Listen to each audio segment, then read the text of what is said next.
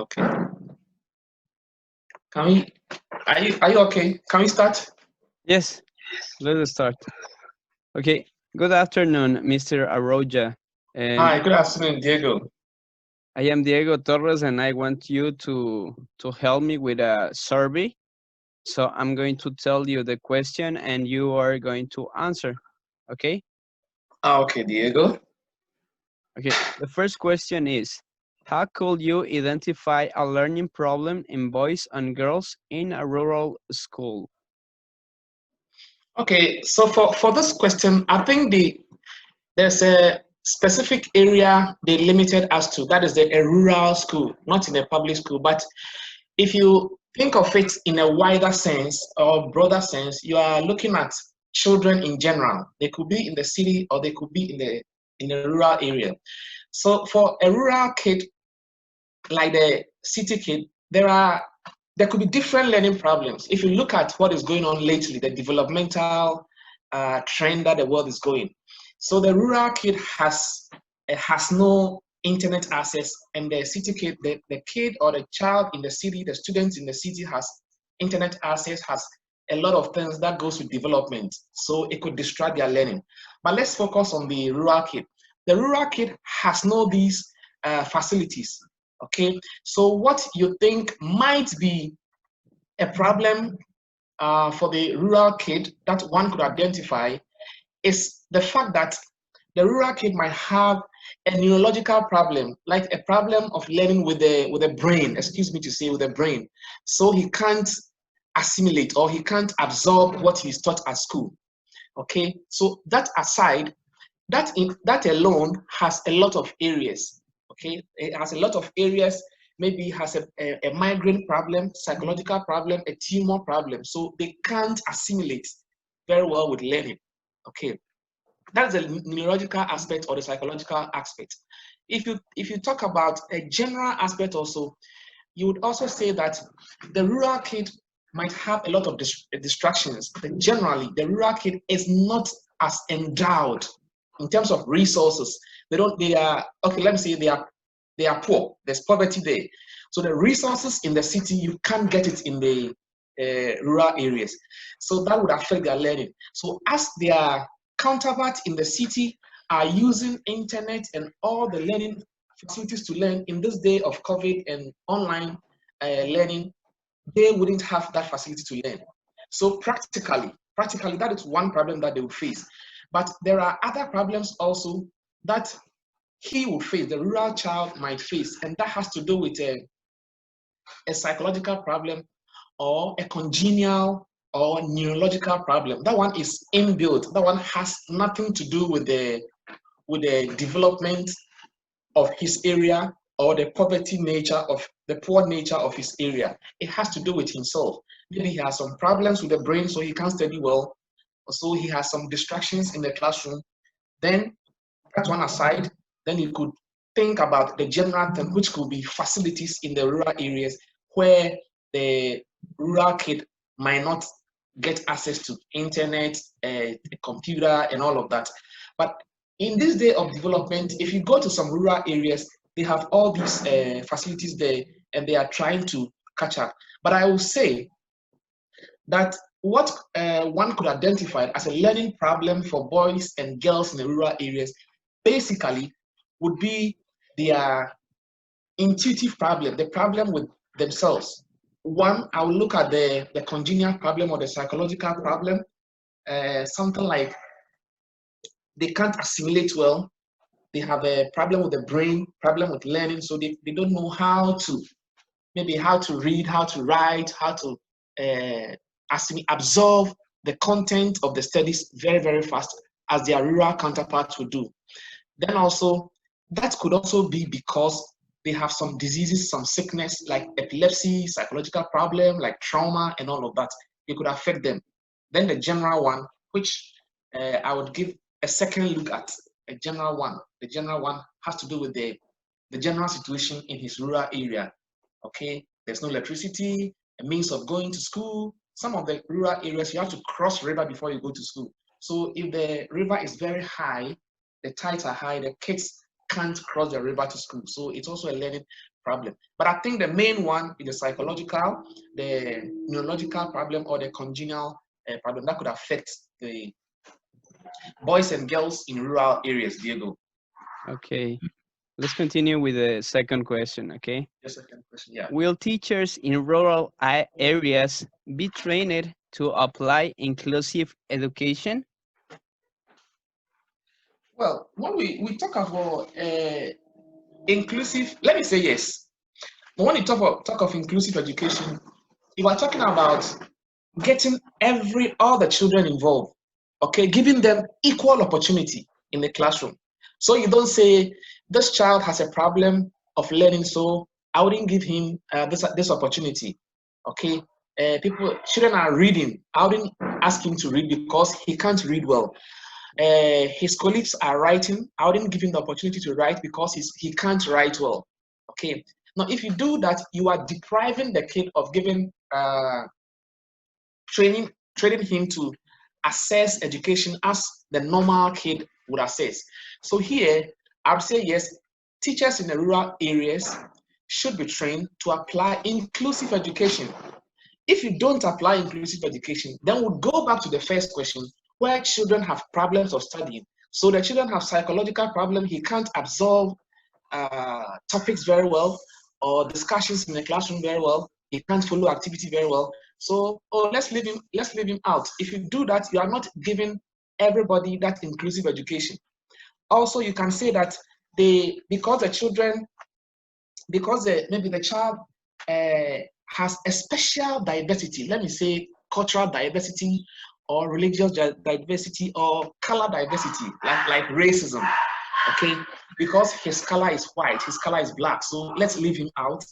Or because he's unable to participate for one or two reasons, let's leave him out. Or it could be other barriers like like poverty. So the mother has no money to buy computer for the child. So the teacher asks them to go to Google, go to YouTube and research on this topic. The kid couldn't research. Okay, because of that, you leave him out. It is incumbent on the teacher. It depends on the teacher to do a bit of inclusive education for all these children. Before any question or topic is put out for research by the student, the teacher has to research himself, know the answer to this topic, so that for the children who has no access to how they can get answers or response to this question that the teacher is asking, then the children themselves can, the teacher can help them to understand these topics very, very well. So yes, I think teachers in the rural areas ought to be trained, and beyond training, I would even say that it should go beyond training. They should be given some facilities as well. I know some countries like my country where teachers in the rural areas are given free laptops so they can help the children. They can help with the literacy, computer literacy in the rural areas. So my answer to the second question is a positive yes, it's a strong yes. Teachers to be given inclusive education so they can apply it to the kids. We're talking about respect for diversity. Children with different mindset, different religion, different background, that's a diversity, make it participatory, give them the chance, opportunity, the enablement to participate in every activity. Then also, you try and break every barrier, Like don't let anything be a barrier to them. Don't let anything be a blockage or a barrier to them. So you see that, no, this child doesn't know computer, so he can't take part in this study. This child hasn't paid his school fees, so he can't take part in this study. This child hasn't got the English textbook, so he can't participate in this.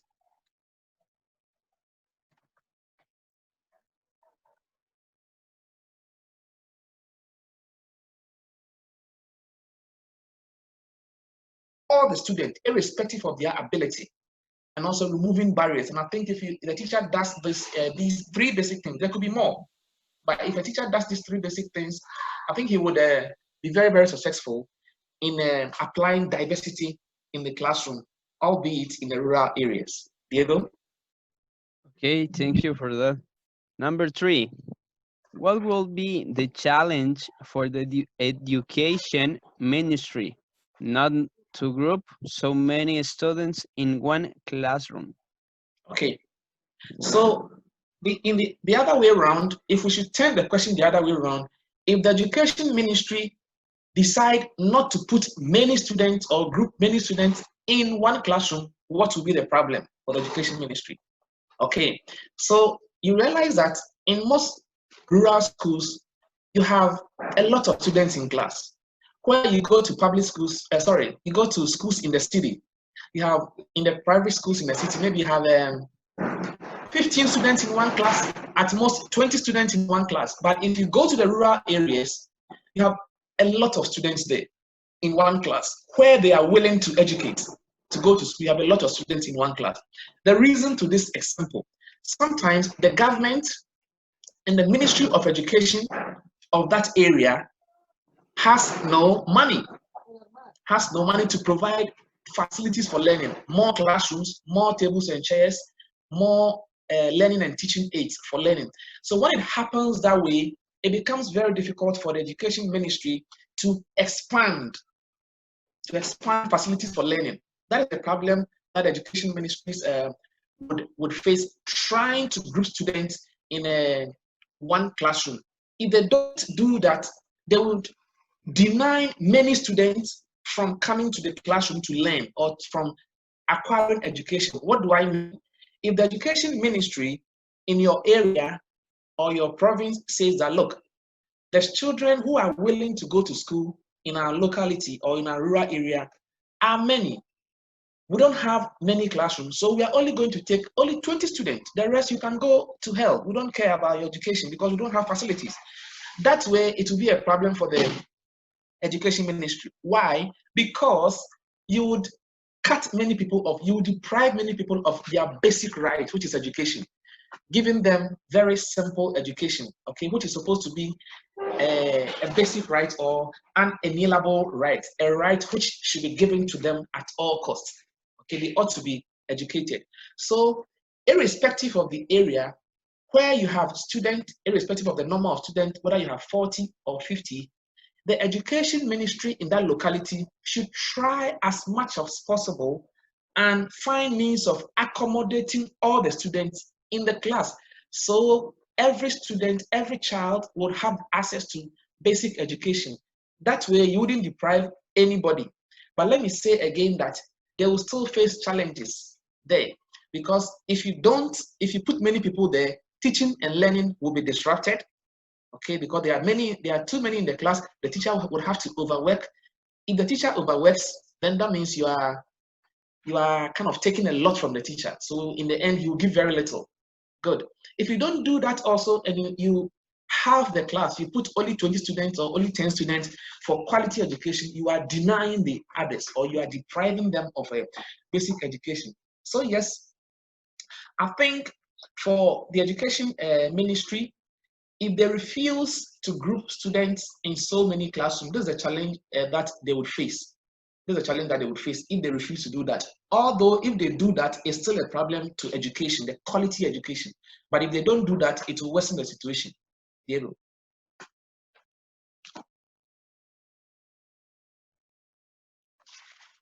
Okay, thank you for that. Number 4, how to guide the parent to carry out a pedagogical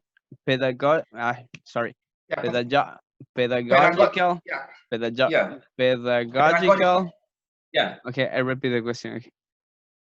Okay, thank you for that. Number 4, how to guide the parent to carry out a pedagogical accompaniment from home. Yeah.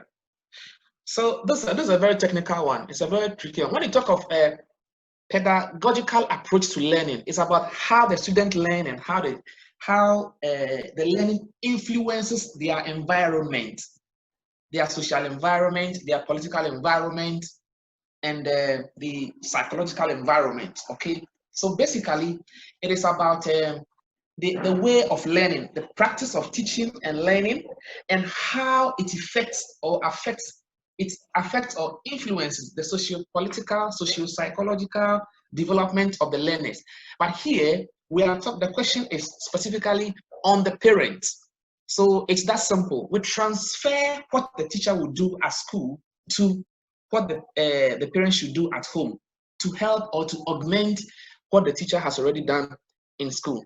So how to guide the parents, okay, to carry out a pedagogical accompaniment at home. So what the teacher has taught the kids at school, the parents would have to add to it. Now this is how. Let's say the teacher teaches science at school. The teacher teaches science at school, teaches a particular topic at school. Okay, maybe if water, you put water on fire, it boils at 100 degrees Celsius. If in a practical sense in the house, if the mother is cooking, the mother can call the kid, the father can call the kid, or the guardian can call the child who had been taught this knowledge at school. Okay, so you can help the kid. So this is what you were taught at school. So let's practice it at home. I'm come to cook some plantain or some egg. The water is on fire. It is boiling at 100 degrees Celsius. This is a practical aspect of what you were taught at school. Okay, so this is one thing. Then maybe you are mixing colors. You are mixing colors is another example. You mix red and blue, you get another color. You get orange, you get pink, you get yellow and green, you get different colors. So you can do this. This can be done in the laboratory at school, but the parents can also help. Now the parents might not have the same practical role as the teacher and the kids would have at school. However, what they do should influence the child's learning in the society. For instance, if they teach social studies, which has to do with morals, how the kid can behave very well, how the kid can respect elderlies, can conduct himself very well in the public. If you teach the kid this at school and the kid comes home, the parents can enforce this.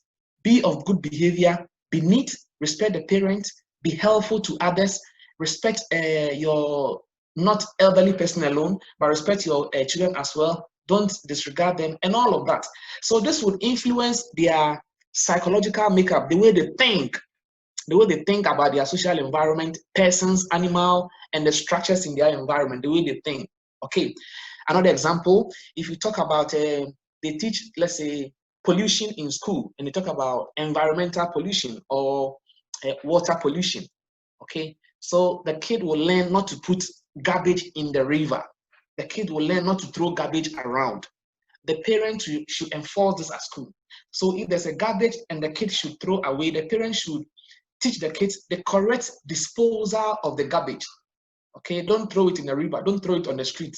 Put it in a very fine rubber polythene and put it at one corner. The vehicle would come for it. It'll inform their social makeup. Now, it's not in environment alone. It has to do with health, the how to relate with each other, and all of that. It goes beyond psychology. It goes beyond the social aspect. Maybe the cognitive aspect also, how the kid also thinks. Okay, so the parents would have a lot to do to add to more knowledge, practical knowledge, social knowledge, psychological knowledge to what the teacher taught the child at school, but this time in the house. So at home, there will be more practicals. Now, how would the children know? Would the parents know that I have been taught ABC at school? So I need to add more to it. Maybe by asking the kid, what was the topic you treated today? What was the topic you treated yesterday? Do you understand? Okay, let's try and practice it. So if you do this way, if you go about the kid in this way, I think you would help the kid a lot to get a way of trying to benefit from the parents through what they have learned, okay, in school. So by and large, it is about what you learn at school and how the parents could help the kid to practice it in the house. Bearing in mind that the pedagogical accompaniment or pedagogical learning, okay, is basically what the teacher teaches the kid at school and its influence or effects in the society, teaching and learning and its influence in the society. So we started the example, social life, how to respect elderlies and all of that, and maybe pollution, maybe environmental pollution, water pollution, air pollution, land pollution, how to the kids shouldn't dispose refuse about to dispose. And there are a lot more examples. But let's stick to this one and let's move on, Diego. Okay, thank you. Let's continue. What are the learning disorders that you know? Yeah, there are a couple of learning disorders. I think this question has a small link to the first question, the learning problem, number one. Okay, learning problem, learning difficulties, or learning disorders. Learning disorders could be a main one. Out of the disorder, you get difficulties, problems, and all of that. But they are kind of linked, except that the question tries to separate one from the other. So let's look at them this way. I think a brief research says that we have a couple of them. Okay, we have the dicyclical learning disorder. I think the explanation is there. That is a specific learning disorder that affects persons' ability to understand numbers. This has to do with mathematics alone. Okay, then we have the dysgraphia. The dysgraphia also has to do with a specific learning disability that affects the person's handwriting, okay, writing ability, okay, and fine motor skills. Motor skills is how you think and discern on things.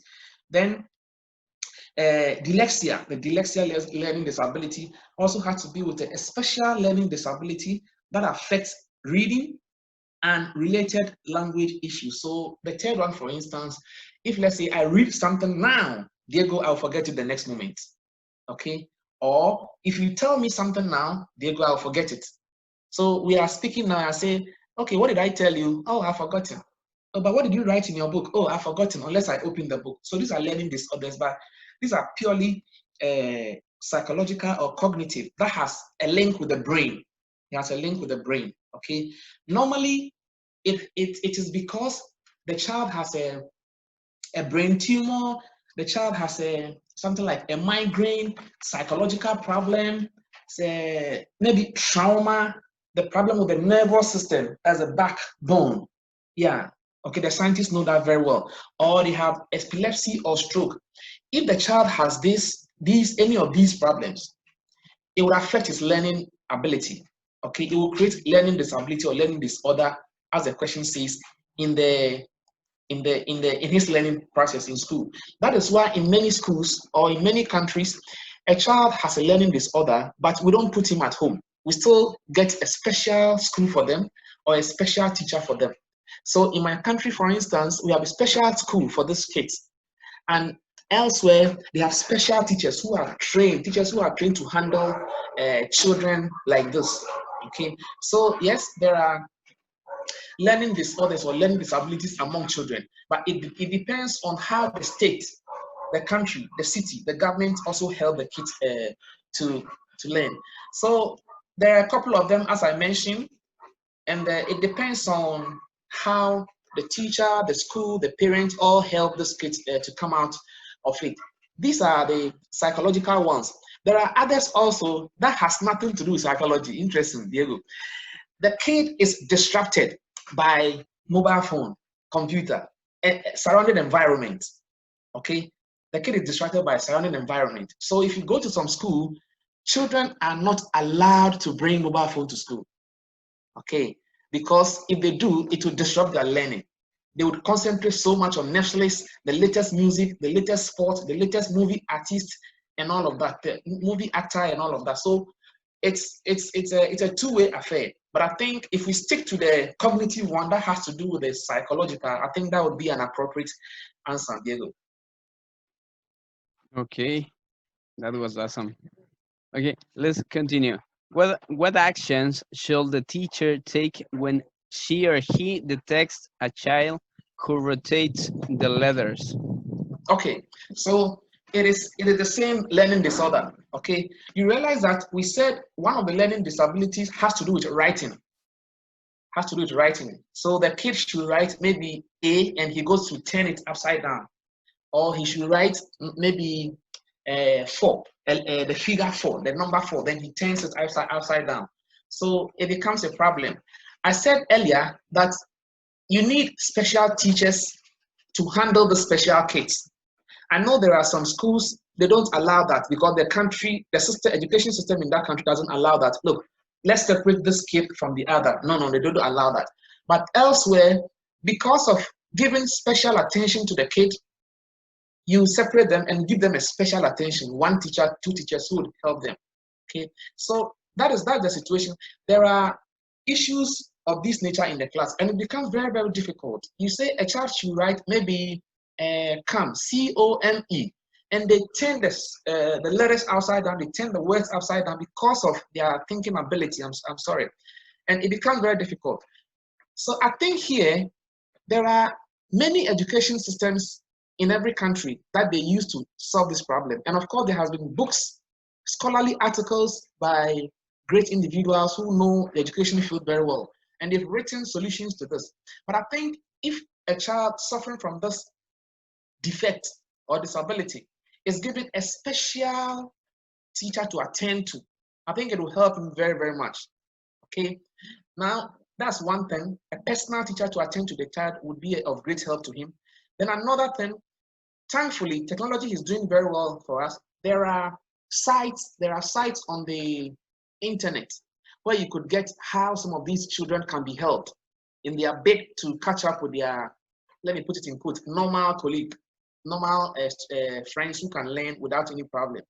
Okay, so for the teacher, I think first he could give the kid special attention, bearing that he has a special problem. Okay, there are times you'd have to hold the hand of the kid and write, ask him what to write. And whilst helping the kids also, you present letters to the kids. Let's say if the kid has a book to write, the kid should write in a very, it has to be bold like this. Okay, the writing has to be very bold, so the kid can see that this is A, this is C, this is R, and all of that.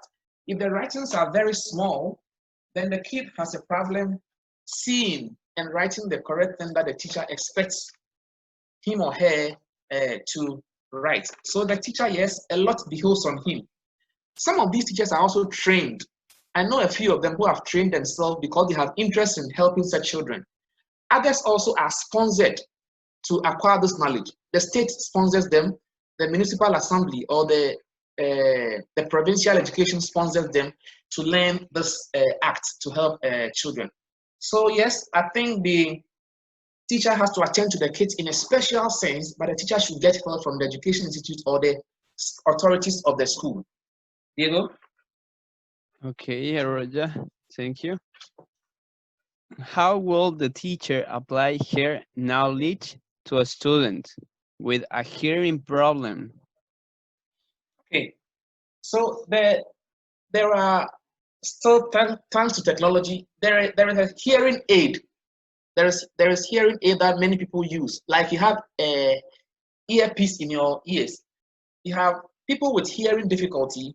There's a device that you have to put in your ear. If you put that device in your ear and I say anything that I say, you hear it clearly. However, if you don't have that device in your ear, it goes to say that everything that I say, you may not hear it clearly. So your difficulties in hearing or hearing problem would come to bear. So how would a teacher apply her knowledge, okay, to a student with a hearing problem?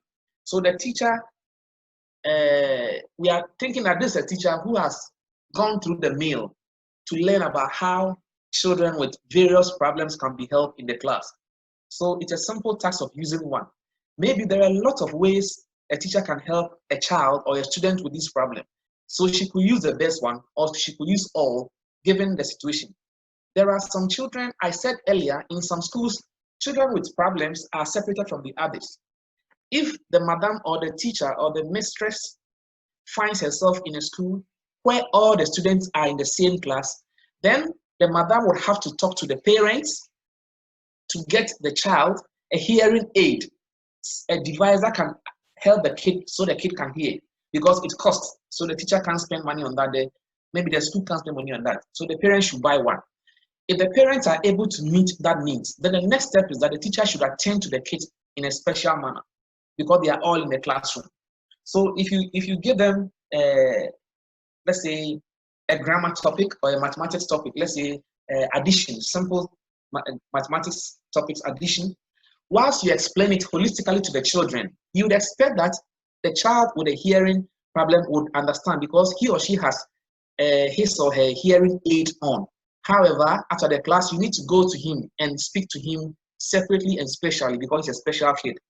Then you ask him or her whether everything was all right. If everything is all right, you try to verify whether it is true by asking basic questions. What did I say about this? How do you add 2 plus 3? And what is the mode of adding? You add sticks or bottles or bottle tops, 2 bottle tops or 1 bottle top. So demonstrate it and let me see. Then you know he understands it.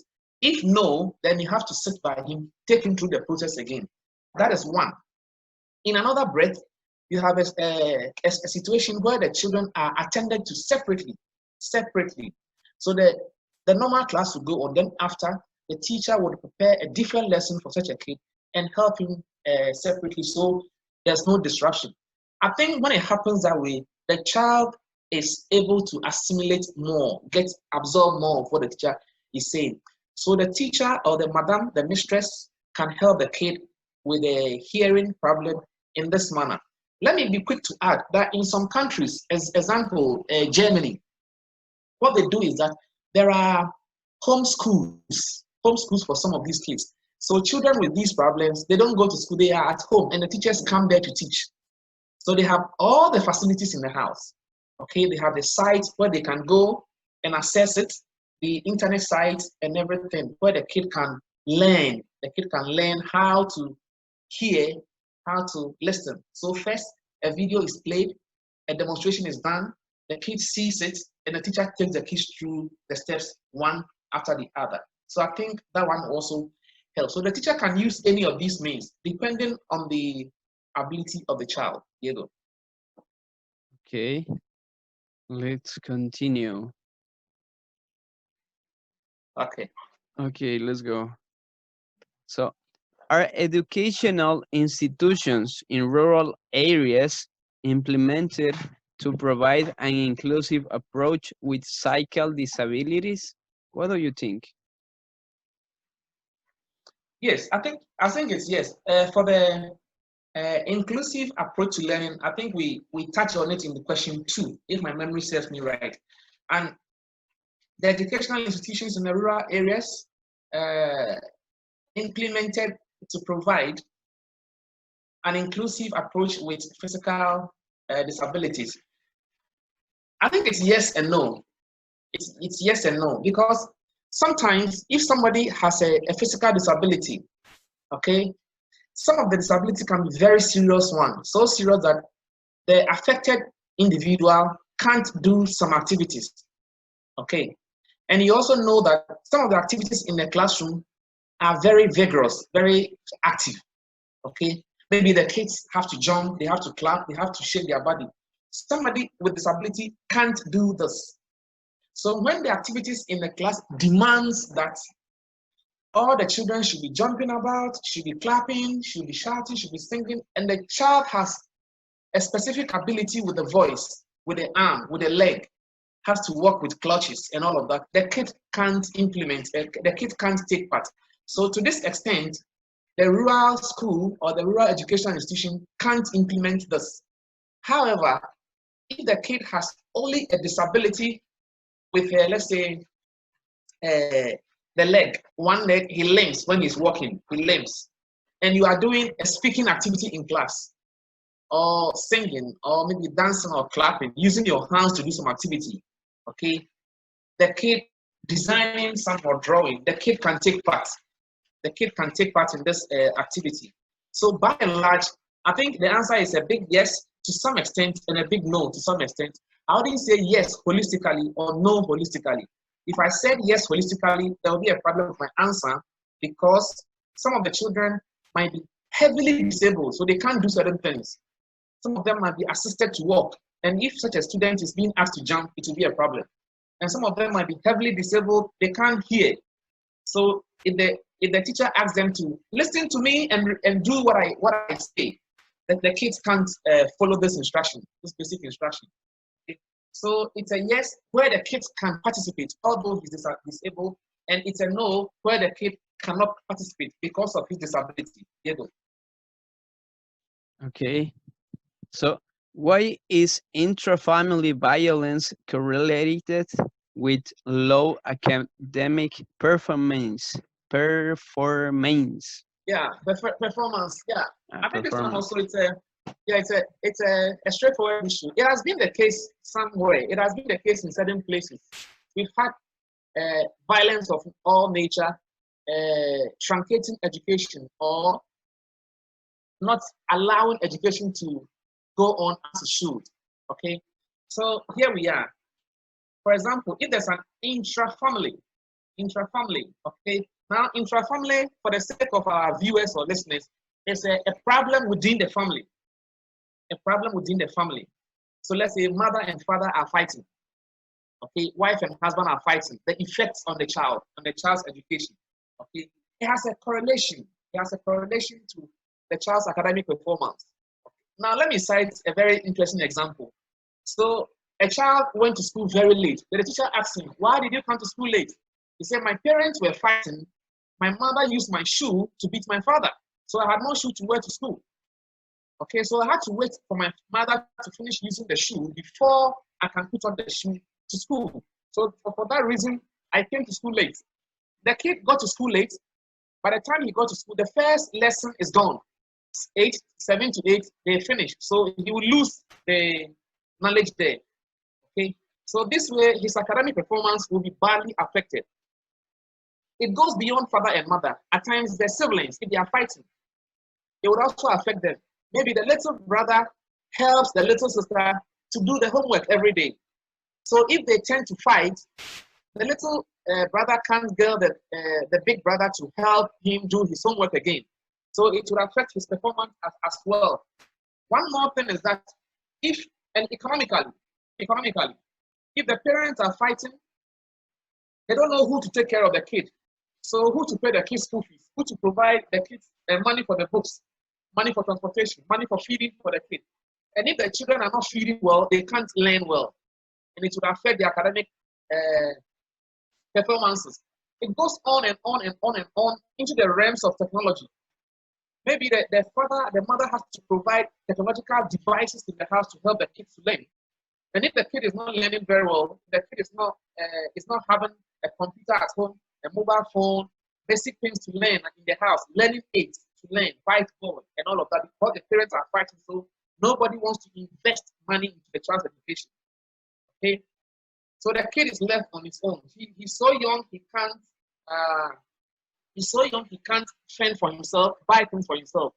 So he can't go to school, or he goes to school without books. He can't pay his school fees, so he can't attend school. So this becomes a problem.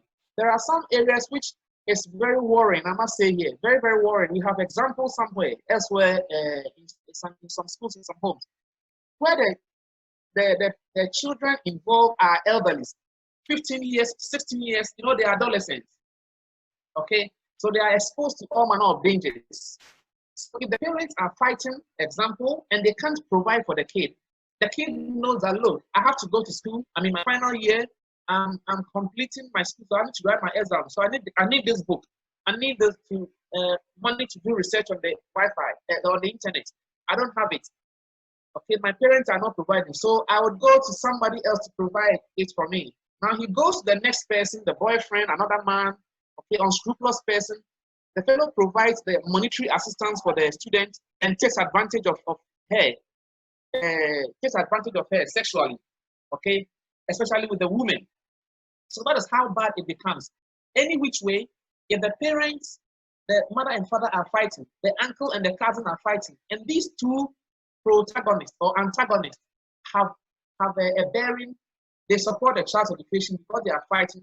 They are no longer supporting the child. The child's academic performance will be badly affected in terms of teaching aids, in terms of how he's going to study, how he's going to learn, and a whole lot of things. Sometimes they are fighting in the house, they take something, they throw at each other, the child is watching on and it hits the child, it hits the eye, it hits the head, gets a cut, the eye is damaged, it will affect the child's academic performance in the school. So to a very great extent, there's a correlation of this violence, it correlates in terms of academic performance, it affects the child's academic performance very, very much. So it is not something that should be encouraged in every home at all. Diego.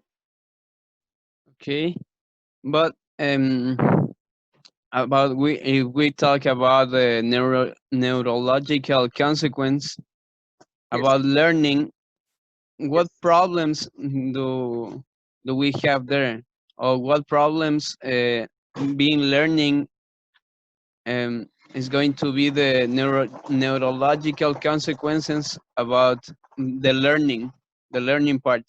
So the question Yes, is, you know, sometimes some children are born with a natural defect. Okay, maybe somebody is born when the fellow was born, the fellow is crippled, he can't walk. Somebody was born, he can't see very well. Somebody was born, he can't talk very well. Somebody was born with a brain defect. So there are lots of neurological issues. And somebody was born with a spine problem. Okay. Some are also inherited from the hereditary. They inherit it from either of the parents, maybe the mother or the father. If this happens, the child or the learner, the student, grows up with it. He grows up with it. When he's 2 years, he has that problem. 3 years, that problem. 10 years, that problem. 15 years, that problem. So he grows with it. That is by natural. And if he grows with it, it will definitely affect their problem. And we are saying that this one includes maybe a problem like stroke, a spinal problem, brain brain tumor, maybe nervous system, the migraine, epilepsy.